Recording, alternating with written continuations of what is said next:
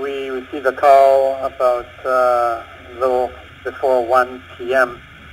That they were opening another trench down Burns Avenue for the placement of underground cable and I guess BPL's lines.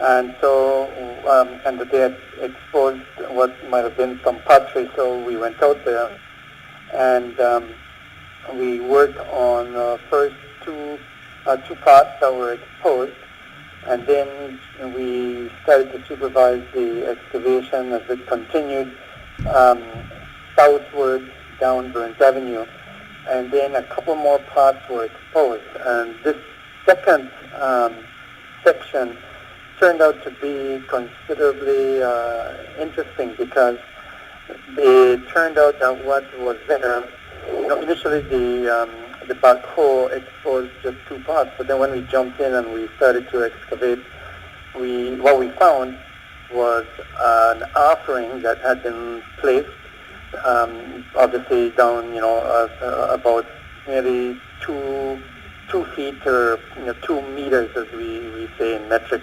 below the surface of the road. And this offering was in a cruciform pattern, so cruciform meaning cross-like, and it included 9 pots, mostly bowls, that were placed what we call lip to lip. That's one on top of the other, but with the lips touching.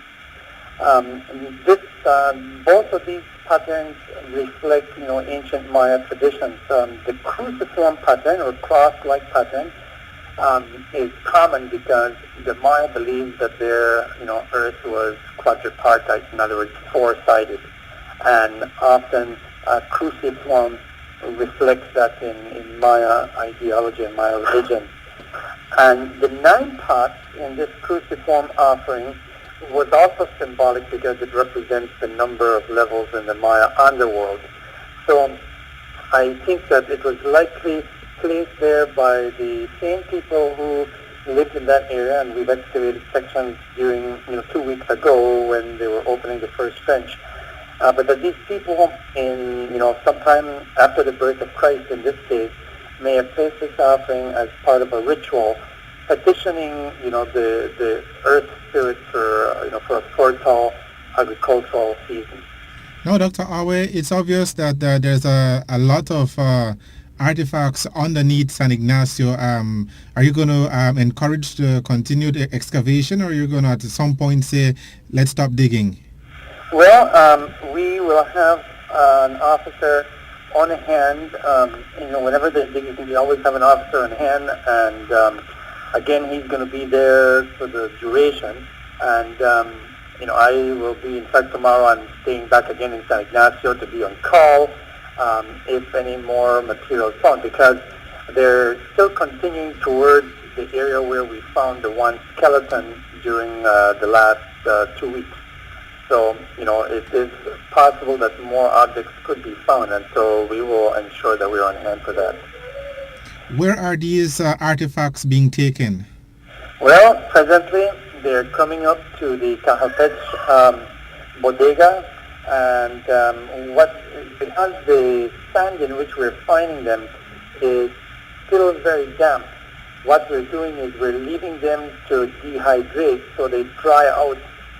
Some of them have cracks and some breaks, and as soon as they're dry enough, then we will glue them back together. And the ultimate resting place is going to be the new Cayo Welcome Center that's being constructed. So, for now, as soon as they're dried up, then I can have the conservators start working on them. Dr. Awe, as an archaeologist, is there a dollars and cents value that could be placed on these artifacts? I get asked this question quite often, and I usually have 2 responses. The first one is that obviously these things are invaluable because the people who made them no longer exist. It's sort of like a Picasso. He's dead and gone, and nobody will ever do another Picasso. So from that point of view, they're priceless. At the same token, people want to know, does it have a market value? And the pots that we found are not the type of pots one would find, let's say, in an elite temple. These are probably common folk living on the outskirts of Tahalpech, and so, they're not of the highest quality. But somebody comes down the day, and I said, it wouldn't fetch much money in the black market. They're looking for jade and beautifully painted pottery, but nonetheless priceless because it's telling us something that we did not know about the ancient people who made San Ignacio their home.